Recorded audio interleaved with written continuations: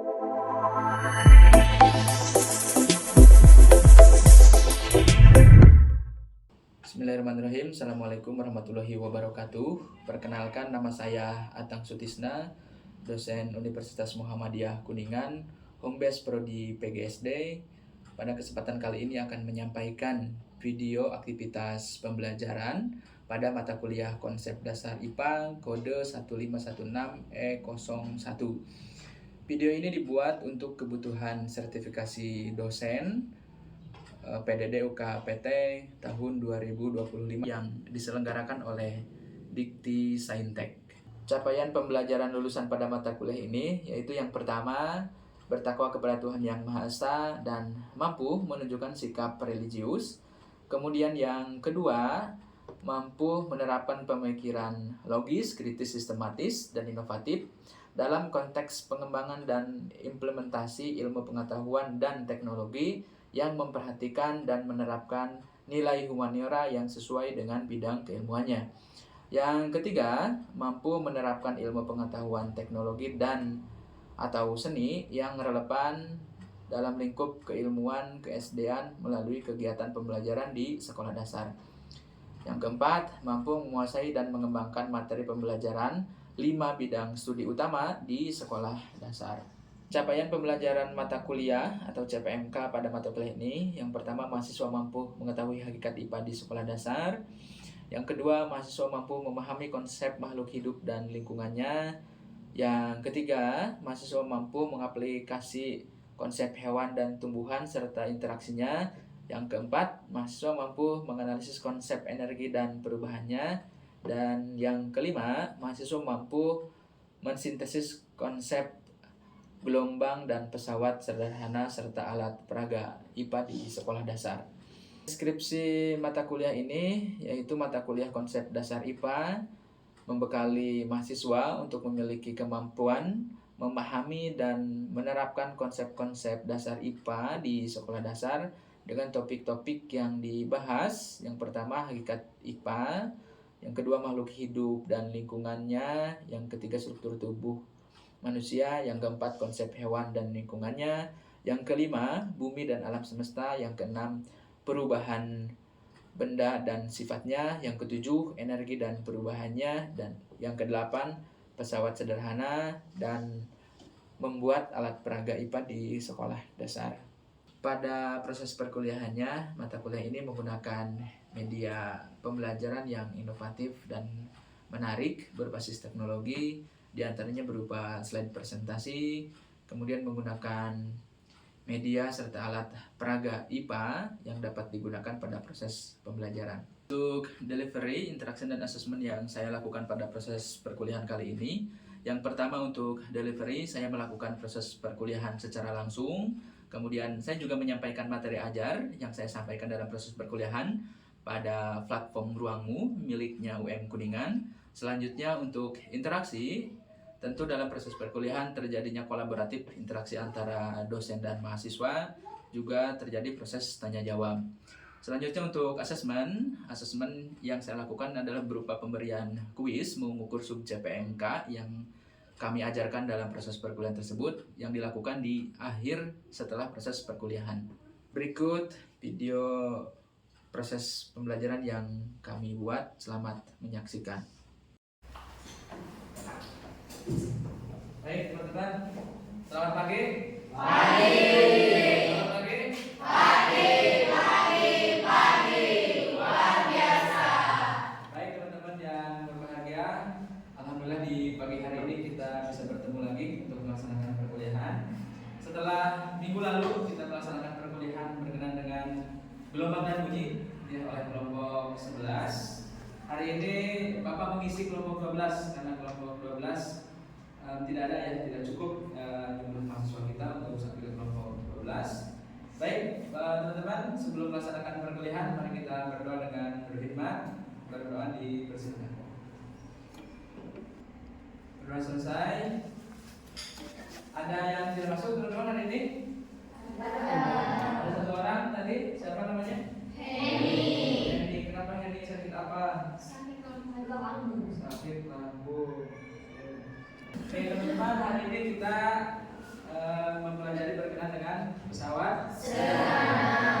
Apa itu teman-teman yang dimaksud dengan pesawat sederhana? Apakah sudah tergambar di pikirannya? Apakah pesawat sederhana bisa terbang? Ya. Bisa juga. Ini peta konsep kita apa yang akan kita pelajari di hari ini. Pesawat sederhana ini ditampilkan secara definisi, gitu ya, secara definisi bahwa pesawat sederhana itu adalah dari kata pesawat itu teknologi, sederhana itu konteksnya sesuatu hal yang sederhana di lingkungan kita. Jadi bukan teknologi tingkat tinggi atau tekannya terapannya tinggi, terapan tingkat 4 misalnya. Jadi pesawat sederhana itu alat yang digunakan untuk memudahkan aktivitas atau kehidupan manusia atau kita dalam kehidupan sehari-hari, gitu ya. Sangat sederhana, yang sangat sederhana. Misalkan kita memotong bawang di dapur itu pakai pesawat sederhana, namanya bidang miring. Kemudian kita berangkat dari rumah ke kampus pakai sepeda motor, ada namanya roda berboros. Ini macam-macam pesawat sederhana, ada 4 macamnya. Pertama ada katrol, kemudian roda berboros, yang ketiga itu ada bidang miring, dan yang keempat adalah tuas atau pengungkit. Ini katrol, teman-teman. Katrol itu ada 3 jenis, mohon maaf. Jenisnya ada 3. Katrol ini biasa digunakan dalam kehidupan sehari-hari. Katrol yang pertama itu ada katrol tetap. Katrol tetap itu katrol yang aktivitasnya hanya naik dan turun benda yang dipermudah aktivitasnya dengan katrol tetap. Katrolnya diam. Katrol itu yang roda berporos ini. Roda berporos ini itu katrolnya, berarti yang diam, hanya menarik benda dari atas atau dari bawah ke atas. Kemudian dalam katrol itu ada yang dinamakan keuntungan mekanis. Keuntungan mekanis itu kan ini bagian dari pesawat sederhana. Pesawat sederhana itu kan harus memudahkan tadi ya. Jadi harus ada keuntungannya. Buat apa katrol tapi kalau tidak ada keuntungannya? Nah, kita contohkan. Ini katrol tetap. Katrol tetap. Ini penyangganya. Ini roda berporosnya. Kemudian ada bebannya. Bebannya di bawah. Ini tarik-menariknya, gitu ya. Ini katrol tetap. Biasanya rumus katrol itu KM keuntungan mekanis, W itu beban, di sini W misalkan 100 kg per F. F itu ini, F itu tarikannya, gayanya, F itu gaya. Gaya itu kan kekuatan untuk melakukan sesuatu hal. Jadi tenaganya yang dilakukannya. Ini F-nya. Jadi biasanya dengan beban 100 kilo menggunakan katrol, apakah ada keuntungan mekanis? Begitu ya. Di katrol tetap, keuntungan mekanisnya sama dengan 1 katrol tetap. Jadi misalkan ini 100 kilo, kita contohkan 100 kilo, kemudian kita hitung berarti yang saya kan F ya.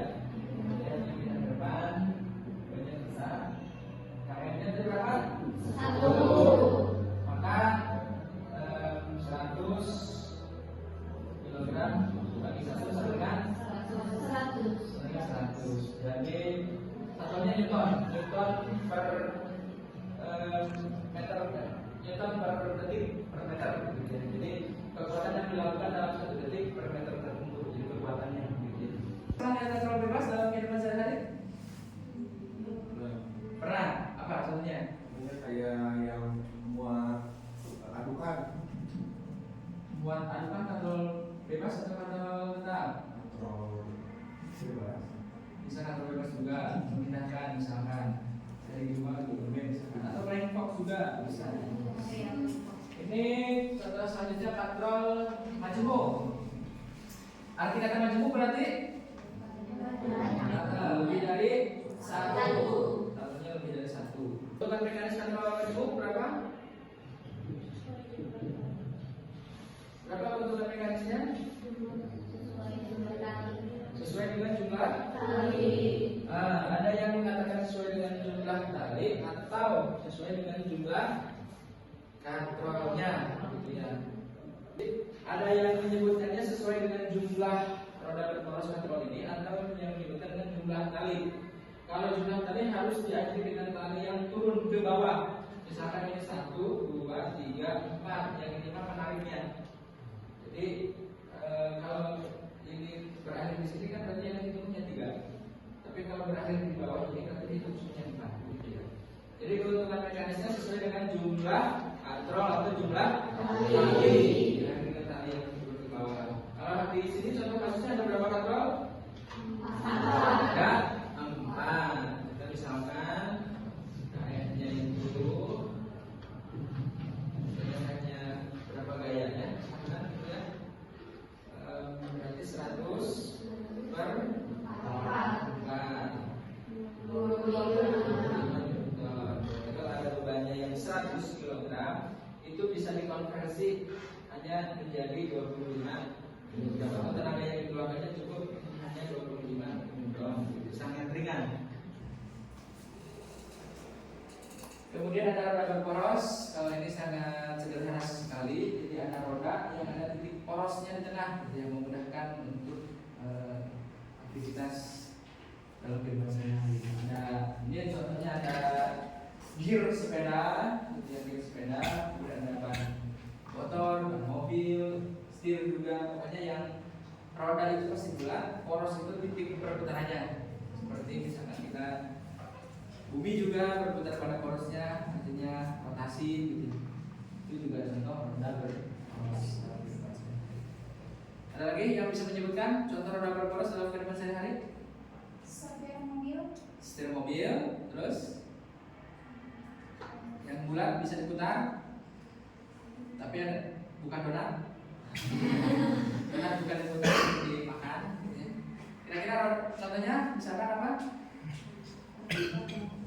Ban motor gitu, ban mobil gitu, ban mobil, ban sepeda selanjutnya, terus ban apa gitu, terus rodanya gitu. Misalkan memindahkan meja juga ada yang alat pemindah meja yang di bawahnya dikasih roda untuk agar ringan, jadi nggak diangkat tapi didorong.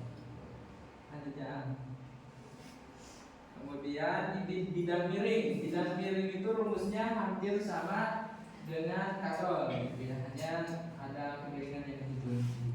Jadi bidang miring itu tadi kita contohkan, kalau kita dari lantai 1 ke lantai 2 pakai flying spoke, pakai flying beam kan kayaknya berat angkat badan kita gitu ya. Karena bebannya sama, beban yang harus gaya yang harus dikeluarkan sama. Tapi kalau naik tangga beda cerita gitu, karena ada kemiringan yang dihitung. Jadi keuntungan mekanis.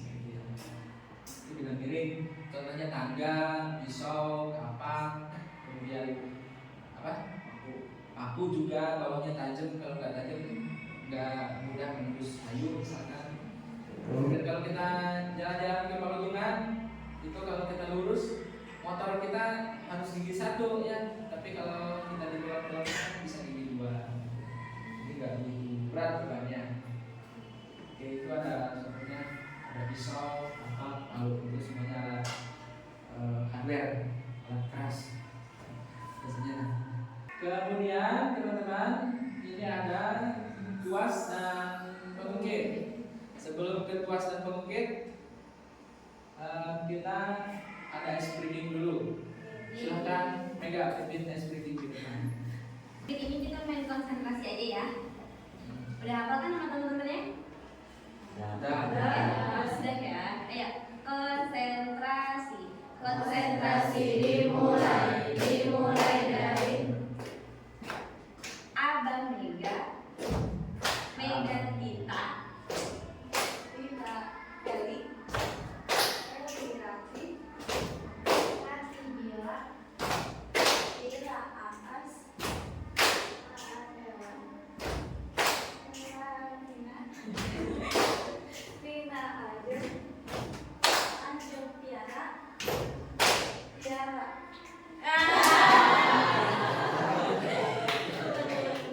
Oke, cukup tenang.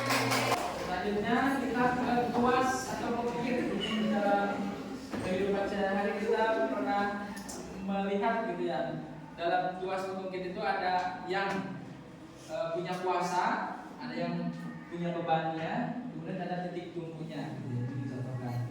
Yang punya kuasa itu yang diberikan gaya, beban itu yang harus yang diberikan gayanya juga, jadi harus memotong, harus memukul, harus menjepit gitu, itu namanya beban gitu ya. Jadi ada 3 tipe.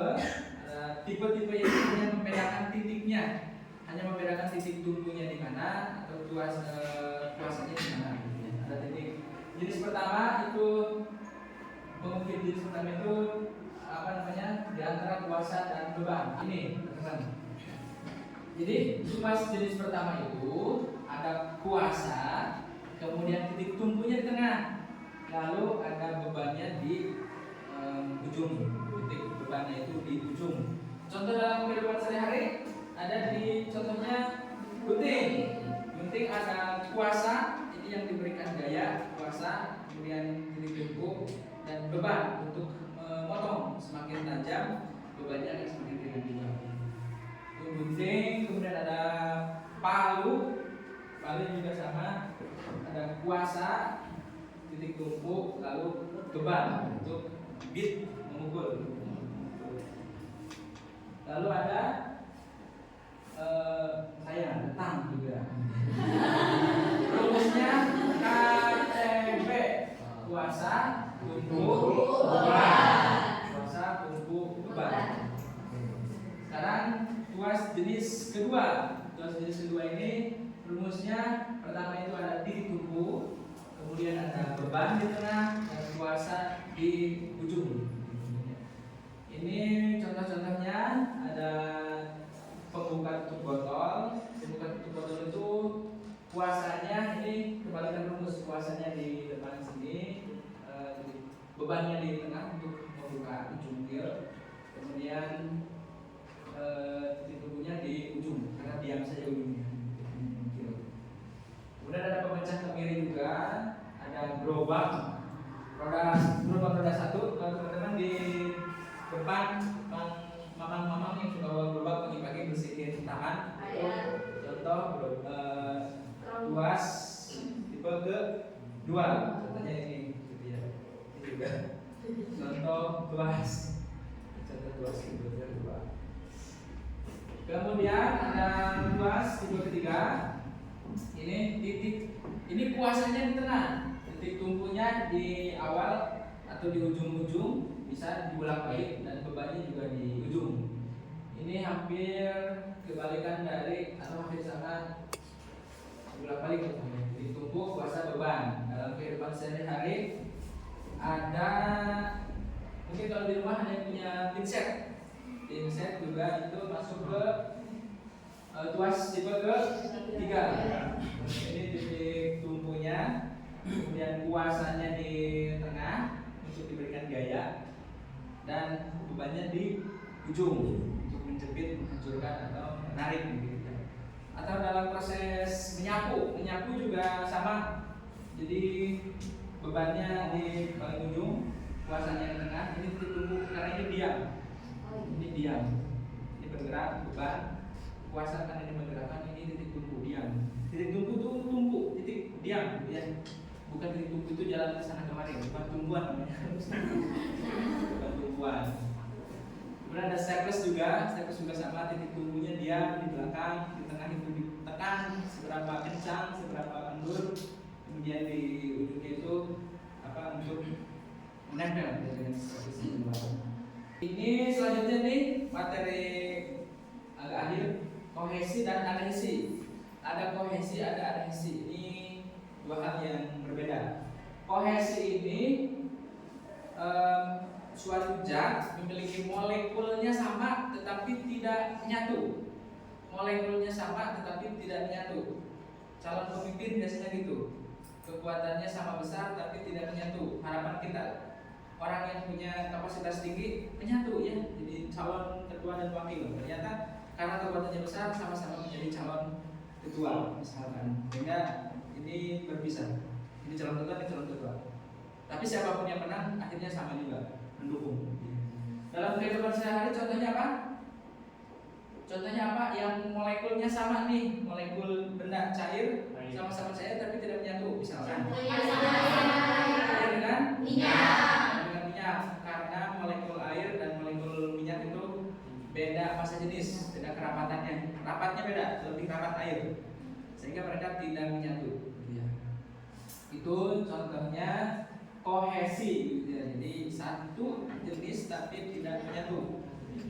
Sedangkan adhesi beda jenis tapi menyatu. Jadi karena satu molekulnya daya tariknya kuat, yang satunya lemah sehingga menyatu. Contohnya Bapak nulis di papan tulis itu misalkan Aam, gitu ya, Aam. Ini contoh kohesi. Ini papan tulis molekul di benda padat, ini di benda cair. Karena gaya tarik penariknya yang satu kuatnya itu lemah sehingga menyatu. Menyatu berarti nempel. Mengecat ruangan juga sama, itu contoh dari kohesi. Atau misalkan Husni ngopi hidung, kopi hidung apa lapin, gitu ya. Itu sama juga kohesi. Jadi ada molekul air dengan molekul kopi disatukan, diaduk, nyatu. Itu juga bagian dari kohesi. Nah, ini contoh-contoh kohesi yang tadi kita sebutkan. Jadi contoh kohesi itu air dengan minyak tidak menyatu karena kerapatannya, massa jenisnya beda. Yang satu rapat, yang satunya agak sedikit renggang. Minyak itu lebih renggang kerapatannya dibanding dengan air, sehingga kalau disatukan minyak itu akan naik karena berat jenisnya beda.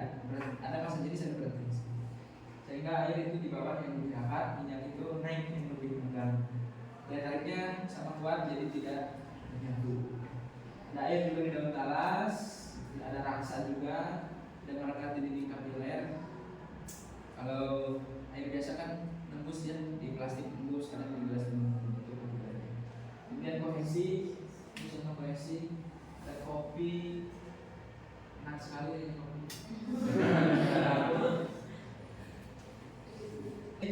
Kita punya kapilaritas. Kapilaritas itu proses, kapilaritas itu kan sesuatu hal atau pipa yang kecil, ruang yang kecil, gitu ya, kapilaritas.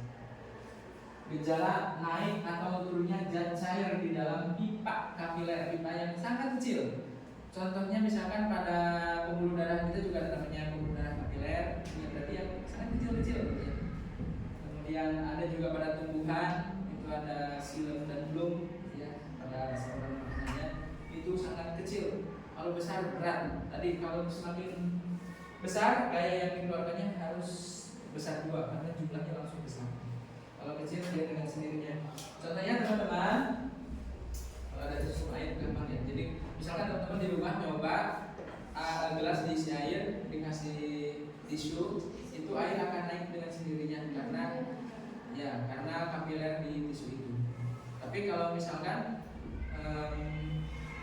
juga misalkan kita bisa mencontohkan hal lebih sederhana lagi, misalkan gelas diisi air diberikan sedotan yang kecil, itu permukaan airnya akan lebih tinggi dibanding permukaan air dalam gelas itu, juga bisa menandakan bahwa yang tekanan air itu akan terus naik. Walaupun secara luas kayak gitu mengalirnya dari permukaan yang atas ke bawah. Dengan sendirinya nanti tanpa dipompa pun naik. Ya. Sama itu kapilaritas. Contoh dalam kehidupan sehari-hari apa lagi? Contoh kapilaritas contohnya yaitu mungkin bukan generasi kalian, generasi kita sudah generasi energi listrik, jadi energi cahaya. Kalau zaman dulu energi cahayanya dihasilkan oleh lampu yang dibakar. Itu kan pakai ini apa? Tali dari atas lampu ke bawah minyak. Itu kan dia naik sendiri. Minyaknya ya sumbunya minyaknya itu naik sendiri melalui sumbu ke atas.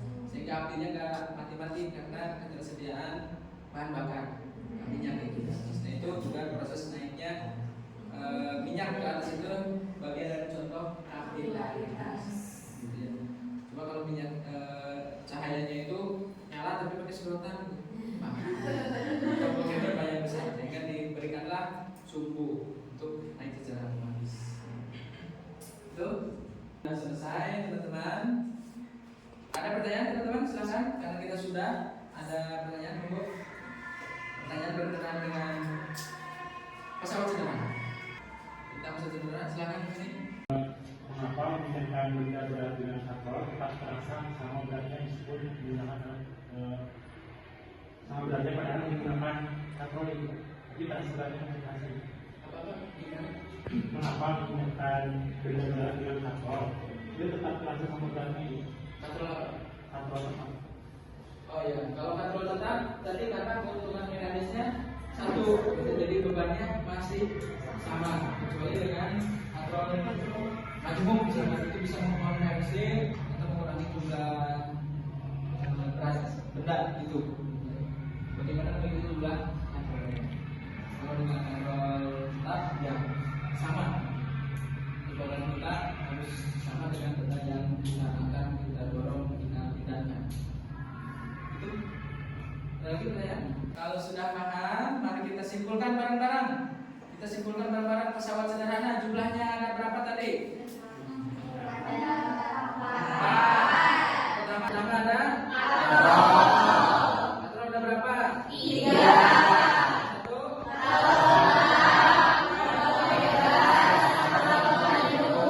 Oke, yang kedua? Oh, contohnya udah berbolos?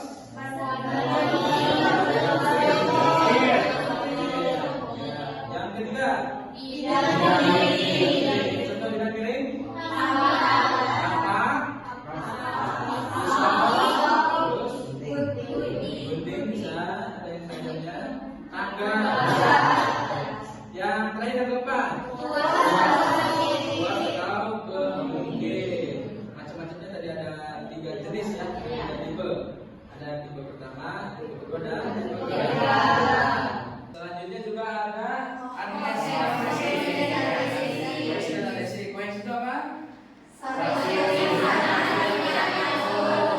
Ya, tarik menarik antara molekul yang sama tapi tidak nyambung. Adhesi?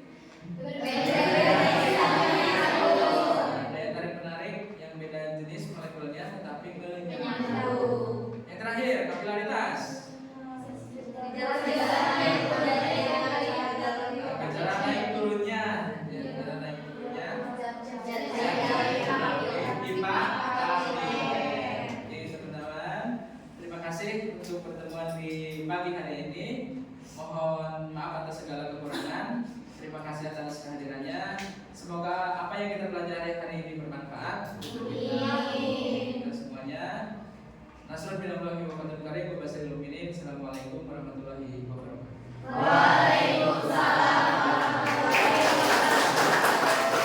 Terima kasih sudah menyaksikan video pembelajaran yang kami buat. Assalamualaikum warahmatullahi wabarakatuh.